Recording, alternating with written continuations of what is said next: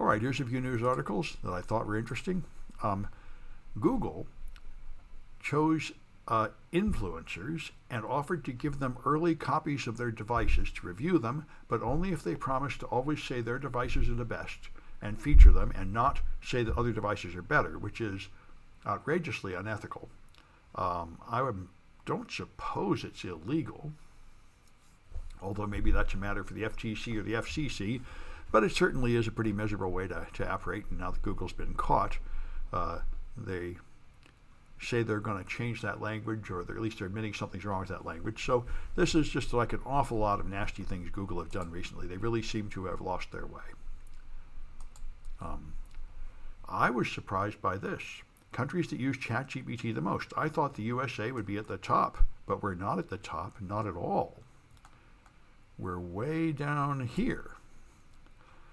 India is at the top, then Morocco, Argentina, Brazil.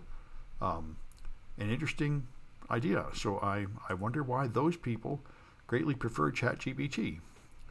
I don't know if they have any reason why. Younger countries use it more. Yeah, perhaps. They say due to the large number of IT jobs in India. Well, they have a larger population too, I think, so that would explain some of it. But they're doing it by percentages. So anyway, that was interesting. I'm not sure what to make of it.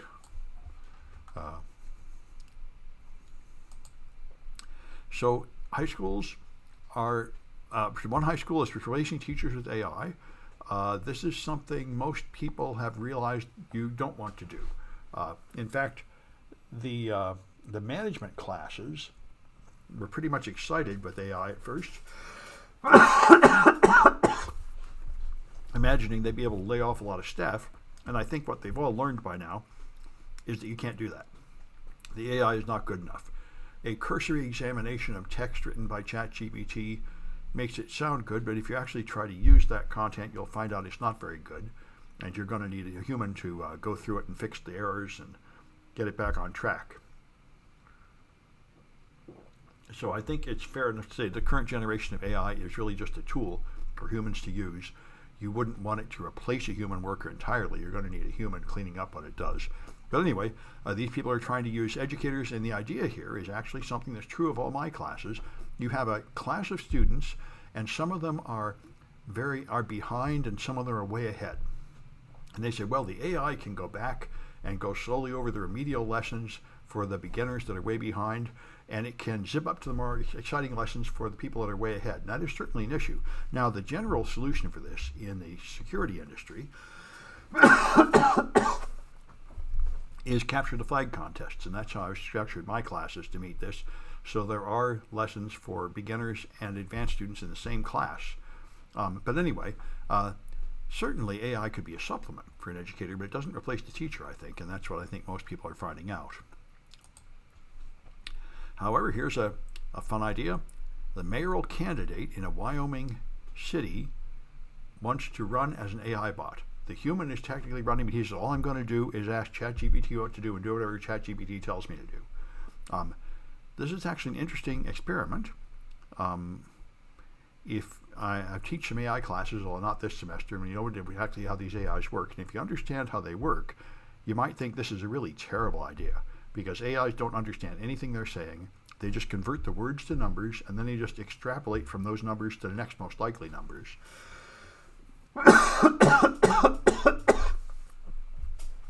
So they have no responsibility. They have no idea that the words even mean anything. They have not the remotest sense of morals or consequences. So you're going to get really stupid ideas this way. What you're going to get is essentially what you got if you were to like Google every question and just take the first couple hits and sort of average them together. That's essentially what the AI does. However, it would be interesting to see if that's actually better than a human. I think it won't be. Anyway, apparently this guy's not likely to win, so I guess we won't find out right away. This is very interesting. A Dutch hacker decided to examine the power grid, and what the Dutch hacker found is that parts of the electric grid are regulated and required to have some security, but there are these things that sound like load balancers. cloud-based management programs because you have to constantly adjust the supply of electricity to meet the demand. Everybody has to do this, and apparently there are important steps in the grid that are not regulated at all and are therefore often not deployed securely, so they found that they could easily take over these management platforms and shut down parts of the grid.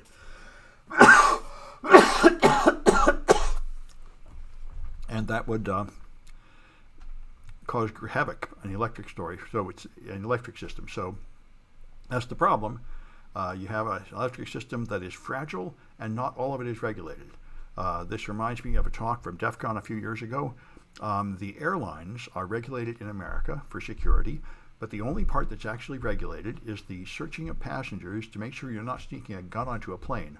All the rest of it, the schedules, the luggage handling, and things, and the airport directories that tell you where to go, are not regulated at all. And every county does them independently, so a lot of them are ridiculously vulnerable. So it's a similar situation where you could manipulate those things and completely snarl up traffic by telling all the passengers to go to the wrong gate or something, or making them all lose their luggage. And it seems like that's a weakness in the system. Anyway, electric grid is far worse, because if any part of it is unregulated and uncontrolled, you can take down the whole grid by making it not respond properly. So they say the European grid is currently very vulnerable, and they're having trouble doing it. Good evening, Voice Baha'i. All right, Voice Baha'i? Yeah, I can't see it too well. Anyway, so these people are, I guess, congressmen or something, on the House Select Committee of Strategic Competition between the United States and the Chinese Communist Party. It's quite a name. But anyway, they've decided to notice that TP-Link stuff is fantastically vulnerable, which it certainly is. TP-Link sells cheap routers. I've had some of them. They do tend to have ridiculous security vulnerabilities, which is true of most cheap routers. And they are very popular and deployed widely in America because they're cheap. And most people haven't thought of router security as being very important, so these guys want to have a congressional investigation. The U.S. recently banned Huawei equipment in America on the grounds that it's not safe enough, and maybe they're trying to get a ban on TP-Link. People want to add another class. I'm happy to add anybody who wants to, but I can't do it until the first day of class. So the only thing I could add people to tonight would be this class, which is 125. Anyway, all right. And I was surprised to see this. This is interesting. I did a big research project years ago on cookie theft. If you steal an authentication cookie from a website, you can log in for a long time. And apparently the same thing is true of tokens in Microsoft systems. And so you log into an identity provider, you get a session token, and then you go into the party that relies on it, and this session token shows you've logged in. Then you get an access token, and if you can steal those tokens, then you can keep using them as long as their lifetime is valid, and apparently the lifetimes are often up to 24 hours. So anyway, all right. And so they talk about how this works and what to do about it. It's the obvious thing is you should just be encrypting and protecting how it's transferred, but apparently there are cases where you're able to steal it. So it's another type of credential theft. Stealing passwords is not the only way to get into systems. These other password-related things have similar effect. And here's a very interesting article. Scott Galloway, a famous podcaster and a business professor from New York University, has been